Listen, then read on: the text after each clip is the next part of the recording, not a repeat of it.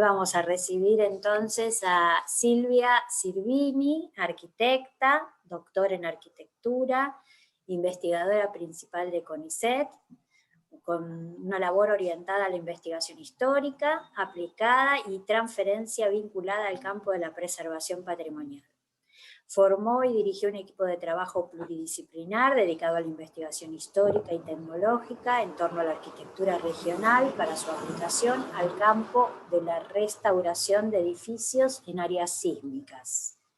Dirigió proyectos y realizó numerosas publicaciones sobre la construcción de la ciudad, el patrimonio cultural y rutas culturales en el área metropolitana de Mendoza. Es evaluadora, docente de posgrado y formadora de recursos humanos. Así que un gusto conocernos, Silvia, estas magias que ahora podemos tener de vos estar en Mendoza y yo en Capital Federal charlando de esta manera. Sí, es una de las pocas ganancias que hemos tenido con todo esto, ¿no? Exacto, sí, sí. Bueno, a mí me pareció cuando me contactaron con vos que tu perfil era muy interesante, sobre todo porque vos tenés un título de grado que es de arquitectura y tomás el rumbo de la historia. Contanos un poco cómo fue ese camino, esa búsqueda. Y yo te diría que la búsqueda en uno se inicia muy tempranamente, porque yo en la secundaria, yo soy bachiller especializado en letras, o sea, de una época en que nos agarró una reforma de la enseñanza secundaria y teníamos bachilleratos especializados. Y yo en tercer año no sabía qué hacer, me puse en letras porque me encantaba la literatura, leer. Pero yo no creo que la vocación, por lo menos en mí, sea una cosa rígida o fija, estanca. Es más bien una franja, ¿no es cierto?, donde uno se mueve y que te da un amplio espectro de posibilidades. Entonces, en la facultad yo me acuerdo que me decían, vos en los prácticos de historia escribís demasiado y dibujás poco. Bueno, ¿viste? Era como que encontraba las relaciones con el contexto, con esto, con lo otro, y me largaba a escribir sin dibujar tanto como querían los profesores. También me gustaba la matemática. Entonces, en quinto año dije, ¿qué hago? Empecé a indagar y a buscar, a ver gente que era esto, lo otro, y la arquitectura siempre me gustó. Entonces dije, la arquitectura yo puedo unir muchas de estas cosas, de estas búsquedas mías. Y es algo, fíjate vos la elección por donde pasa en un joven, donde yo puedo hacer algo. La vi con diferencia a la historia y a la matemática, es decir, yo puedo transformar el mundo, puedo hacer una casa, puedo hacer un barrio. Estaba fascinada con la idea de ser arquitecta. Bueno, entré en arquitectura y por supuesto siempre me gustó mucho la historia, pero era la historia que nos enseñaban, era la historia Grecia, Roma, el Renacimiento. Era como, la historia era algo hermosísimo, pero separado de la realidad donde yo vivía, de Mendoza, del país, de lo que hacía un arquitecto. Porque por el otro lado yo recibí todo el impacto de la transformación que hace el movimiento moderno en la arquitectura, en la enseñanza de la arquitectura. 15 años antes que yo estudié, todavía se estudiaban los estilos históricos, ¿me entendés? Se copiaban láminas, ¿viste? Pero de pronto en los 60, en los 70, cuando yo empecé en el 71, era el impacto del movimiento moderno. Y una de las cosas que hizo el movimiento moderno fue sacar la historia, la famosa tabula rasa. El arquitecto empieza de la nada. El pasado no existe. Esa era un poco la consigna para el diseño. Todo había que inventarlo nuevo. Entonces no veía yo la unión entre la historia y el presente, ¿viste? Y mi trabajo. Después, por supuesto, con lo poco que hice de ejercicio profesional liberal, no me gustó la obra, tratar con los obreros, todos los temas de género, que en esa época era terrible, si se lo hacía una mujer, era una mujer. Entonces yo decía, no, esto no, ya no me pintaba para gustarme. y dio esas cosas de la vida que te llevan a otro lugar. Yo viví un año en Florencia, acompañando en ese momento a mi marido que tenía una beca para estudiar en Florencia en restauración de monumentos. Yo andaba con un niñito de 1 año y embarazada, me embaracé en Italia de otra, así que no podía estudiar con los 2 niñitos, y siendo becaria, vos te imaginás el panorama, Sí, sí. 1978, el año del Mundial. Allá nosotros, pero yo andaba girando por toda Florencia y pensando, tuve 1 año para pensar, fue mi año sabático antes de empezar a ejercer, porque yo me recibí y me fui. Y yo decía, ¿qué tiene que ver? Qué maravilla esto, cómo hay la presencia del arte, de la historia, del pasado, del tiempo, el tema del tiempo, me volvía loca decir, ¿cómo acá yo puedo sentir otros tiempos? Y bueno, en el 79 volvimos, porque yo vine a parir a Mendoza, y ahí empezó después la búsqueda de trabajo, te imaginas, dictadura militar, niños chiquitos, sin trabajo, panorama negativo.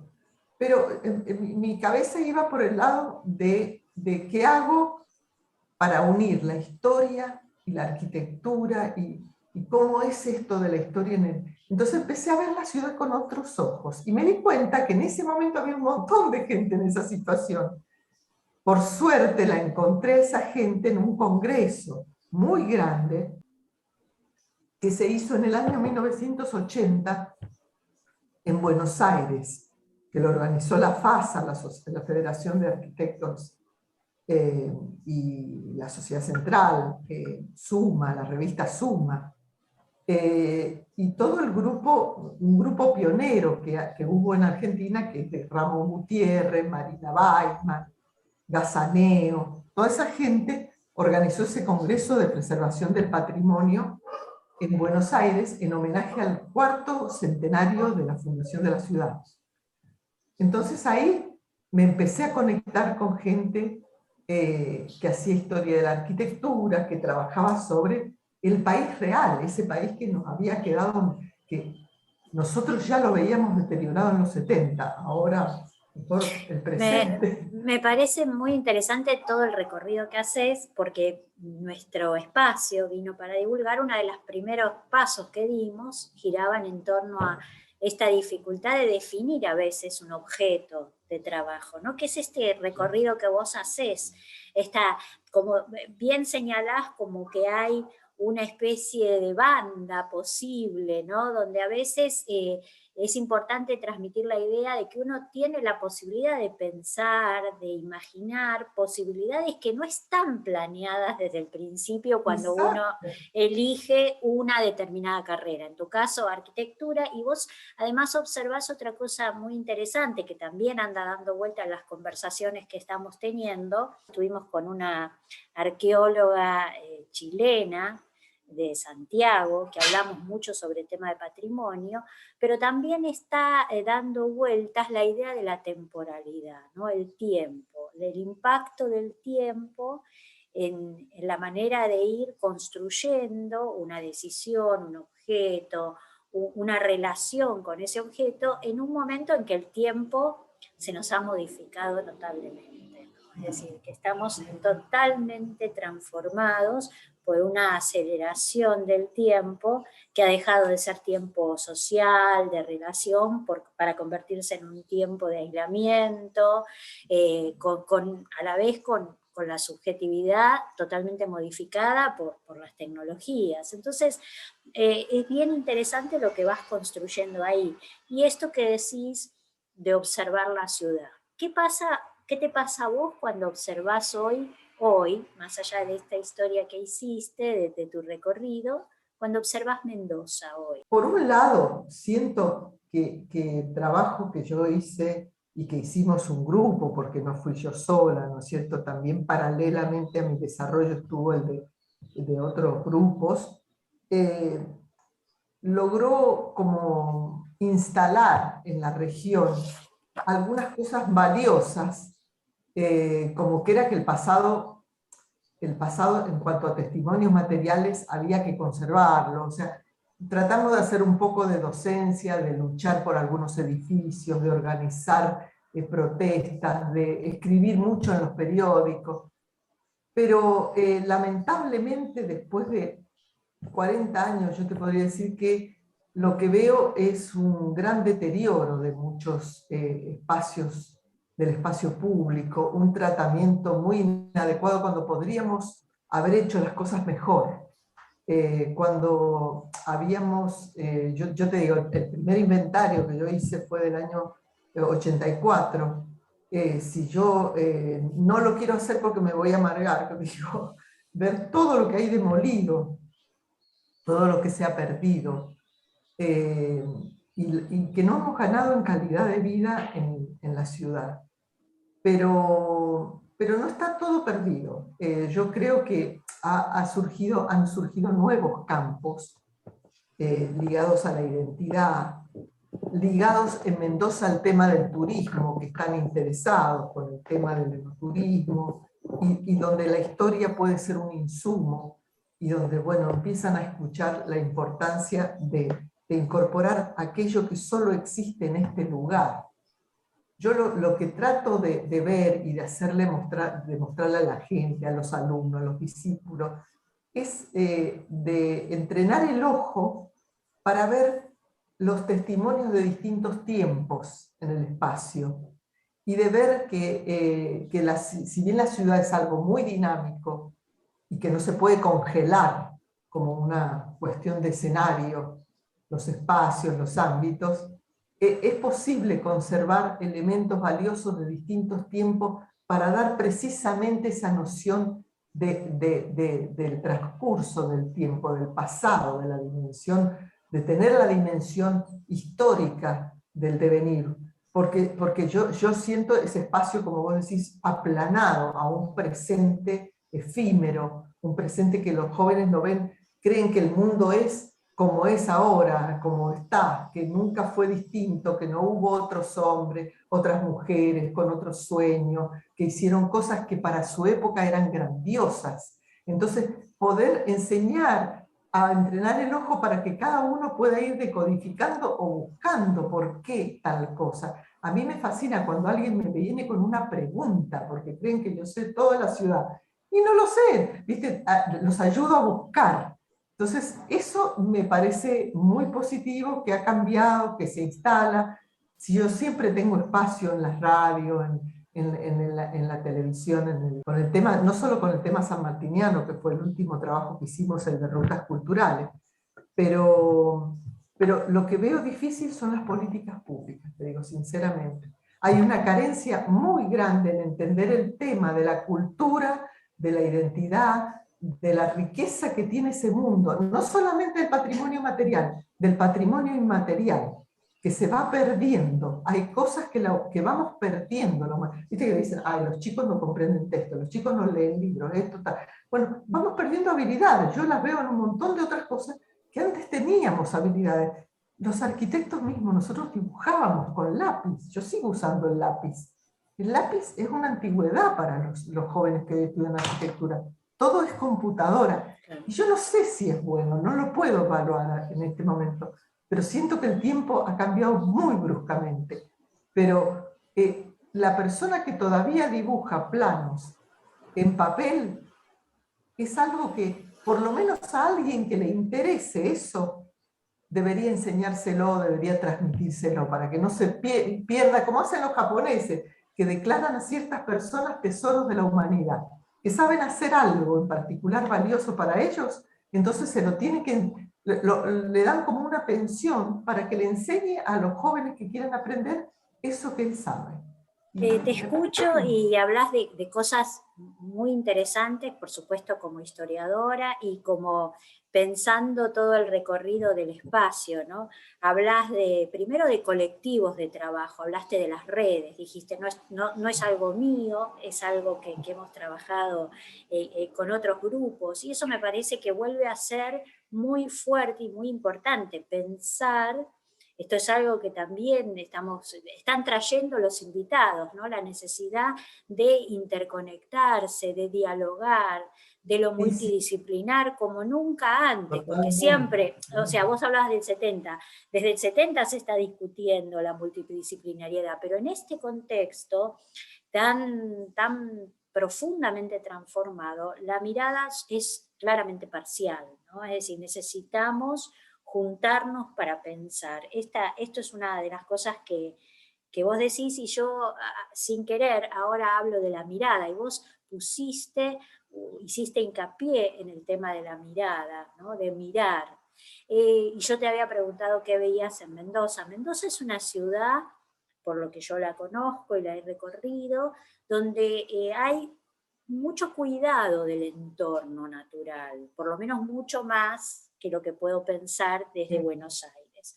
Entonces, hay un mundo de vinculación con la naturaleza que es más del pasado que del presente. Estoy hablando puntualmente de las acequias, por mencionar una cosa muy prototípica y característica de la ciudad de Mendoza.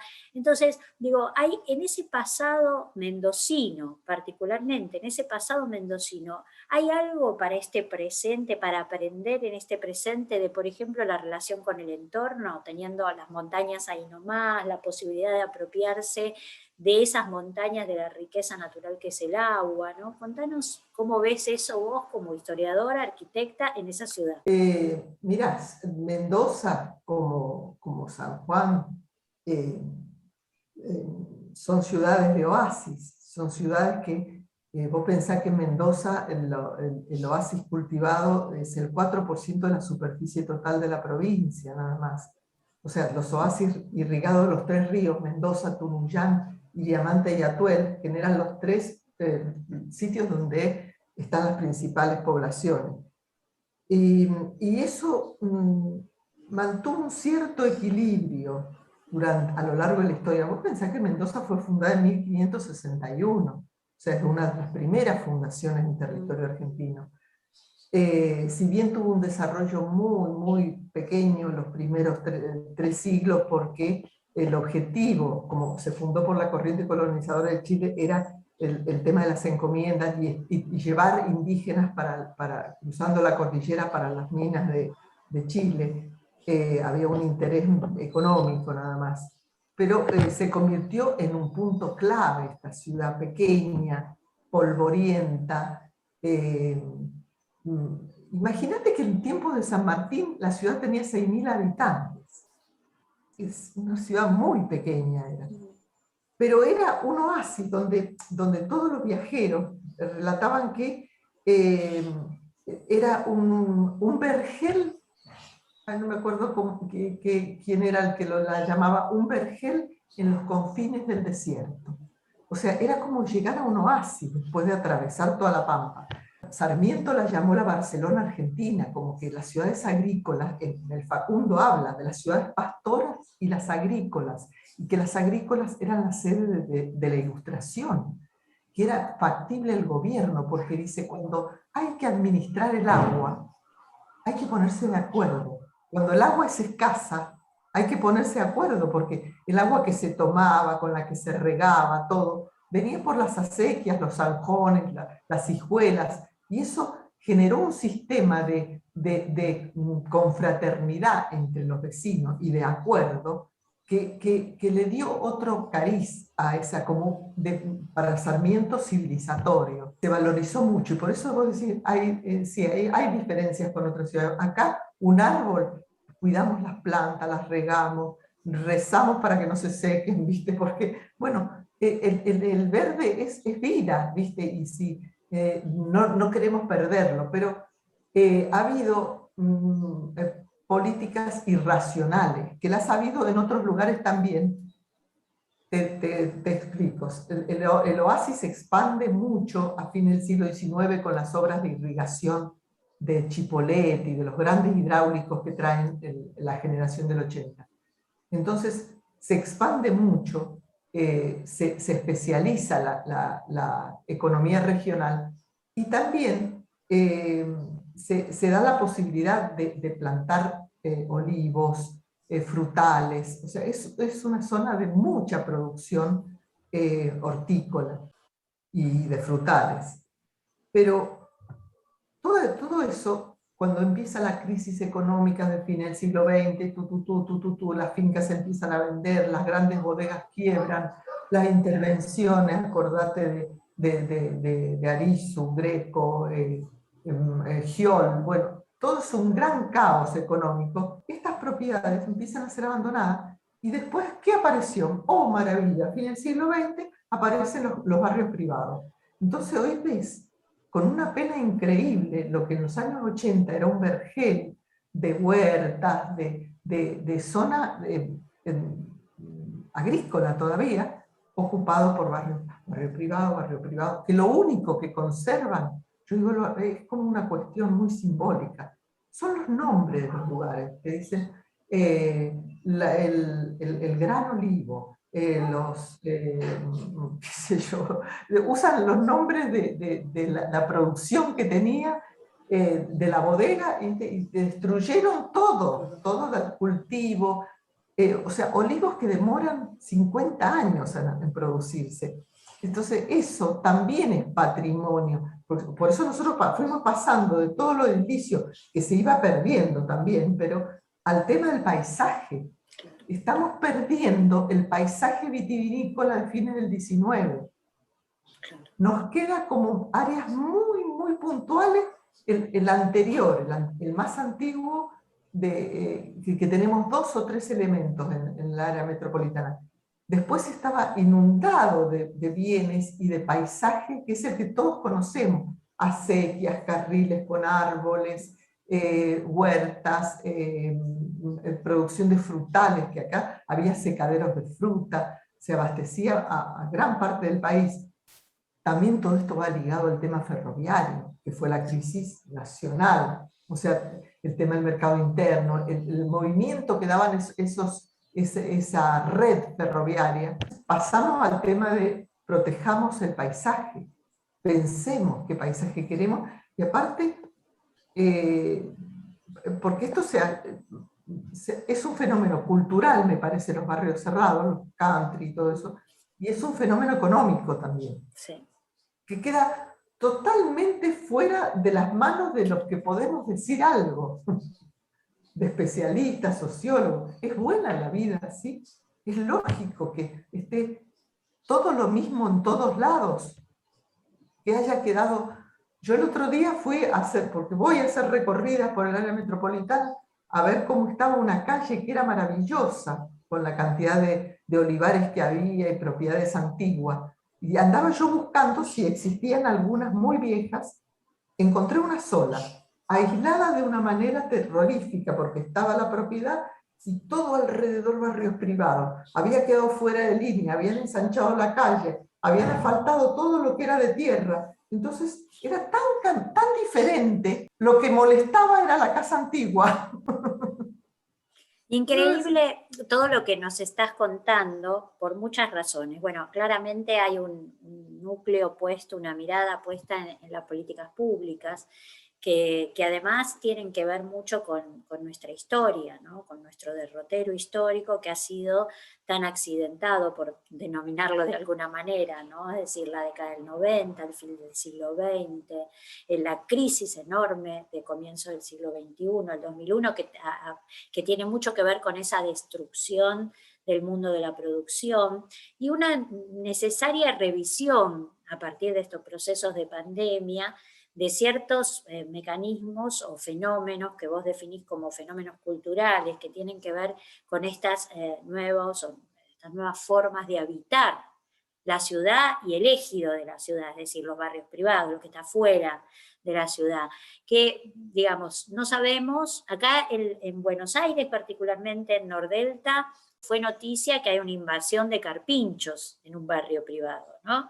Entonces, digamos, esa tensión entre un habitante natural de esa zona, ¿no? Que empieza a reproducirse y avanza sobre una urbanización que claramente tiene otros códigos, ¿no? Le lastimaron un perro, le ponen cercas a los jardines que los carpinchos rompen, o sea, digo, esto que estás observando y que yo ahora estoy con esta mirada preocupada, cada vez más preocupada sobre la ecología, porque parte de la pandemia también se explica por este daño ecológico que hemos hecho. Entonces, digo, traes un montón de elementos que son ricos para pensar, para seguir discutiendo, pero como el tiempo se nos va y no quiero que nos quedemos sin hablar de aquel momento que vos mencionaste en distintas circunstancias hoy mientras estamos charlando, que es ese comienzo del siglo XIX, que recibe a este personaje tan particular, que en agosto nos da vuelta y empezamos a rescatar sus frases, sus ideas, ¿no? Cómo hablaba, que es San Martín. Contanos qué Mendoza encuentra San Martín. Y es interesante esto que vos decís, Mendoza había 6.000 habitantes, ¿no? Es casi un pueblito grande que de pronto empieza a ser la sede de una organización, de un ejército que tiene una tarea enorme. Contanos un poco esa parte de la historia de Mendocina. Bueno, San Martín llega en 1814, llega de Córdoba porque había estado ahí reponiéndose de su salud, y buscando quién lo apoye en su plan continental, porque tenía tantos enemigos en Buenos Aires que prefirió Mendoza porque estaba cerca de Chile y porque estaba lejos de Buenos Aires. Como digo yo, cerca de sus amigos y lejos de sus enemigos. Entonces, él pensaba hacerlo relativamente más pronto, el armado del ejército y la campaña libertadora, pero le lleva 2 años y 4 meses cruzar la cordillera. O sea, es el lugar, yo a veces digo Mendoza, es el lugar que él eligió para vivir, porque de alguna manera primero condicionado por la campaña, y luego cuando él compra el terreno de donde después se hizo una biblioteca en la Alameda, para hacer su casa, la voluntad de hacer su casa una vez que terminara la campaña. Entonces se encuentra con esta ciudad que a él no lo conoce, que era un extraño, que viene a revolucionarlo todo. Y por supuesto tiene sus amigos, que son sus amigos masones, Luz Uriaga, los Molina, Tomás Godoy Cruz. Bueno, era una red en Mendoza, en Cuyo, porque era intendencia de Cuyo, gobernador intendente de la provincia de Cuyo, y en Chile, O'Higgins en Chile, bueno, en Buenos Aires a Posadas y a Pueyrredón. Con toda esa red, él es lo que puede contar, que le abren a su vez las puertas de otras casas en Mendoza, de hacendados, de gente que empieza a colaborar con él, lo ayuda. Y bueno, él está eternamente agradecido. Hay muchas cartas de él al pueblo cuyano por todo el apoyo que le dio, desde las mujeres coser ropa. Él inventó una cosa que se llamaba comisión de reparto para pedir cosas al pueblo. La comisión de reparto decía, por ejemplo, que necesitaban metales. Y bueno, toda la gente que tenía pedacitos de metales pasaba a alguien y recogía. O sea, era una tarea realmente que fue increíble, que si uno la analiza y la desmenuza, es increíble. La maestranza, lo que hacían en la maestranza, de mochilas hasta balas. Y bueno, entonces ese pueblo, San Martín, alcanza a tener una vida cotidiana, la llaman a Remedios. Remedios llega un mes después que él. Se instalan en la casa donde nació Merceditas. Merceditas van a nacer 2 años después, casi unos meses antes de que él partiera. Y él está muy dedicado a la actividad militar, pero también fue un excelente gobernador e intendente, fue un ilustrado. Creó la primera biblioteca pública, el primer colegio que no fuera religioso, un colegio público, el de la Santísima Trinidad, y secundario, primario y secundario. y pone a gente, a los ilustrados, ahí, en esa posición para enseñar una nueva manera de ver el mundo. Trae el agua potable al centro de la plaza. O sea, hay muchos testimonios, restos arqueológicos, ambientales, porque yo digo, bueno, hay que recrear, más ahora con las tecnologías digitales, cómo se vivía esa ciudad. Claro. De hoy, porque la ciudad antigua, lo curioso de nosotros es que vino un terremoto en 1861 y tiró toda la ciudad que vio San Martín. Entonces la ciudad se trasladó a la ciudad nueva. Entonces la ciudad antigua es como la ciudad de San Martín, esa que vio San Martín, incluida la Alameda. La Alameda está intacta, con las mismas 7 cuadras que tenía cuando San Martín. Nada más que en vez de tener álamos, tiene tipas. Claro, después de 200 años se cambiaron los árboles, pero es lo mismo, el canal Tajamar pasa por el medio. Pero la ciudad nueva no es ajena a la gesta sanmartiniana, porque en la ciudad nueva se hicieron los monumentos, los sitios de memoria, ¿no es cierto? Está la tumba de Merceditas y de Mariano Balcarce, está la iglesia nueva de los franciscanos, que fueron la orden que tanto lo ayudó a San Martín. Entonces ahí está la Virgen del Carmen, el bastón de mando, todo ese, el mundo simbólico asociado a los rituales sanmartinianos, que es bueno conservarlo. No es banal que los niños de las escuelas vayan y entiendan que ahí está Merceditas, la Merceditas de los que ellos aprenden después las máximas. Es valioso saber que hay algunos testimonios materiales que están y que, como digo yo, son disparadores de la memoria y de otros temas, porque si vos ves los franciscanos, podés entender, decir, bueno, ¿y de qué manera ayudó la iglesia? Y es todo un mundo. ¿De qué manera ayudó y no ayudó? Porque tuvieron un atentado que parece que fue en parte apoyado por parte de la iglesia, de incendio de la Maestranza, que estaba a una cuadra de San Martín, y casi prácticamente mueren incendiados cuando Merceditas tenía 5 días. O sea, hay cosas terribles que uno puede decir, había quienes lo apoyaban y quienes no lo apoyaban. Y otra cosa muy interesante de pensar de San Martín es esto de que decíamos de los números, de la cantidad de gente. Vos pensás que la ciudad tenía 6.000 habitantes y que San Martín empieza a traer granaderos y ejército de otro lado. Mendoza se convierte en una ciudad militarizada. En el momento de partir, parten del Plumerillo 4.000 soldados. Vos imaginate, Mendoza tenía 6.000, estaba invadida, queda vacía. Cuando se van, dice la ciudad, quedó vacía. Esto que contás, lo contaba también un historiador de Tucumán con relación a Belgrano, ¿no? O sea, lo que era el Tucumán y la importancia que tiene la presencia de Belgrano con sus soldados, que es un número enorme. Digo que a pesar de que uno estudia estos procesos, pero no tiene estas dimensiones que vos estás trayendo, ¿no? Es decir, una ciudad que de pronto, digamos, un personaje constituye una legitimidad porque es lo más importante que está pasando ahí, está movilizando, está generando una energía que permite que esto sea, digamos, una causa de todo, de toda la ciudad, porque es lo que está ocurriendo, ¿no? Y no pasa desapercibido. Para nada. Y entonces, bueno, San Martín, cuando empiezan a caer gente, primero a los granaderos los alojan los conventos, los pocos lugares militares que había, algunas casas. Hay granaderos alojados en casas de gente.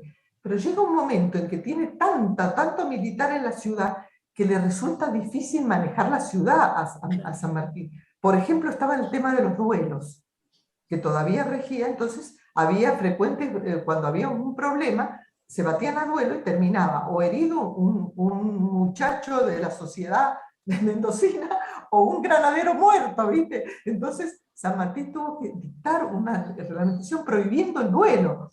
Después, por supuesto, el juego de todos los soldados, las riñas de gallo, era un desastre. Entonces ahí es donde San Martín en 1816 dice, no, yo me los tengo que llevar todos a otro lugar, y se establece el campamento del Plumerillo, que está a 2 leguas, pero por lo suficientemente alejado de la ciudad como para tenerlos controlados para el adiestramiento militar, que la mayoría no tenía ni la menor idea de cómo se iban a mover. Silvia, contanos tu experiencia en ese material que grabaste, cómo fue, para que quede como un testimonio de ese recorrido. No sé cuánto tiempo nos quedará disponible, pero me gustaría que usemos este final para contar un poco esa experiencia y la posibilidad de acceder a la misma, ¿no? Fue muy interesante porque el proyecto de rutas culturales, donde la sanmartiniana era una ruta, porque teníamos nosotros la ruta del habitar, de las casas, teníamos la ruta de la arquitectura pública, bueno, pero decidimos en un proyecto que era un PICT de la agencia, había que hacer una publicación, o habíamos previsto una publicación. Yo dije, una publicación, ¿la van a tener o no? Imprimirla, vamos a llevar a la escuela, hagamos algo digital. Y bueno, me largué a pedir un poco de ayuda, me ayudaron por otro lado, con CONICET, esto, el otro, y la hicimos con 4 pesos, te digo, porque bueno, la hicimos como San Martín y nosotros hicimos ese audiovisual, pedíamos las locaciones, por supuesto, nadie nos cobró nada por filmar en la biblioteca, en esto, en los museos, bueno, y con una productora que el más grande tenía 24 años en ese momento, imagínate, yo era, pero estaba fascinada porque digo, esto no sé qué va a salir, y salió algo bastante bueno y muy divertido, y muy interesante porque mucha gente se prendió al verlo. La pena que no he conseguido, ahora lo estoy consiguiendo ponerlo en un sitio público de YouTube, porque si no yo tenía que pasar el link a quien lo quisiera ver. Ahora lo están subiendo, cuando lo suban lo va a poder ver todo el mundo, pero se pasó 2 veces, 2 años seguidos, por la TV abierta acá en Mendoza, y bueno, fue muy interesante descubrir realmente todo este mundo, y aparte el mundo de la vida cotidiana de San Martín, de cómo pensó él cómo alimentar a 4.000 personas en la cordillera, ¿viste? Vamos a tratar de trabajar un poco y de difundir el material como para que se conozca, porque bueno, está dentro de la lógica que tenemos como espíritu, ¿no?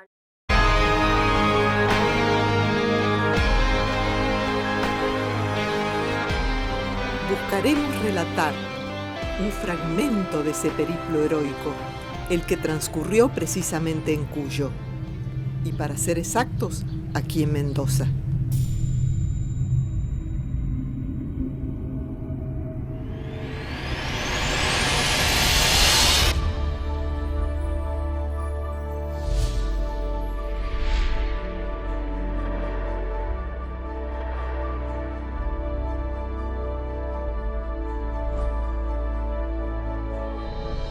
Algo interesante en lo que planteas y que está apareciendo mucho en los proyectos de investigación, que es darle la posibilidad al producto de salir más allá del mundo de lo académico, del paper, donde discutimos algunos, unos pocos, un tema que nos interesa muy fragmentada y fracturadamente, y luego eso se muere ahí. Entonces, avanzar hacia algo más social, vincular, una construcción y un diálogo que permita sumar neófitos, es decir, gente que no sabe, pero que tiene inquietud y que vale la pena recuperar. Es increíble, nosotros lo llevamos a Tecnópolis, no te puedo decir lo encantada que estaba la gente. Una mujer se paró, se puso a llorar por el tema de la tumba de Mercedita, porque ella había estado de visita a Mendoza, en esa iglesia, y no sabía que estaba Mercedita ahí. Bueno, unas cosas muy raras, ¿viste? Y muy interesantes, porque decir, bueno, conectar el pasado con el presente, en algunas cosas esas sencillas como decir, bueno, cómo era la comida, un detalle de los soldados, que iba molida, ¿viste? Era una especie de locro molido, que se humectaba, se le agregaba agua caliente y eso comían. Es una especie de sopa instantánea. Nosotros, bueno, y bueno, ¿cómo la producían y quiénes tenían los molinos para hacerla? Y cómo San Martín se ingenió para tener ese stock del vino. El vino era 1 litro de vino por día, por soldado. Bueno, Unas cosas que vos decís no puede ser, porque eran 4.000 soldados, pero eran 10.000 mulas, o sea, una cantidad de elementos y de equipamiento tenían que llevar increíble. Y bueno, a mí me parece muy lindo esto y también una oportunidad yo estuve en San Juan, de unir lo que pasó en Mendoza con San Juan y los sanjuaninos y los puntanos son muy conscientes de esa participación que tuvo. Acá hay como más olvido. Las generaciones actuales no miden en realidad el peso que tuvo, la importancia que tuvo la acción de la gente, como vos decís, esa adhesión a un proyecto, haber creído en San Martín. San Martín era un gran seductor, llevaba y arrastraba en su idea, en su pasión, arrastraba a las multitudes. Era realmente maravilloso ver cómo pudo hacerlo. Es prácticamente, yo lo he hablado inclusive en la película está, con el ejército, con los militares. Ellos mismos se sorprenden de cómo fue la gesta con el equipamiento que tenían entonces. Sobre todo porque construyó legitimidad en un tiempo, en un lapso muy corto, hablando de tiempo, ¿no? O sea, bueno, en un lapso muy cortito. Que no querría dejar de pasar de largo, es el papel de Remedios. Porque, viste, Remedios, pobrecita, que su tuberculosis, la enfermedad, murió tan joven, viste, fue tan triste la historia de Remedios, pero se la deja como una niñita de la sociedad porteña que no entendía nada y que el militar la manejaba. Pero para mí, y hay mucha bibliografía en esto, tuvo un peso importantísimo en lo que fue, porque San Martín era un militar, y tenía, en cierta manera, la brutalidad de los militares. Por ejemplo, dormía la siesta en la galería, en el piso. ¿Viste esas cosas? Y Remedios era todo lo contrario. Era el refinamiento más exquisito.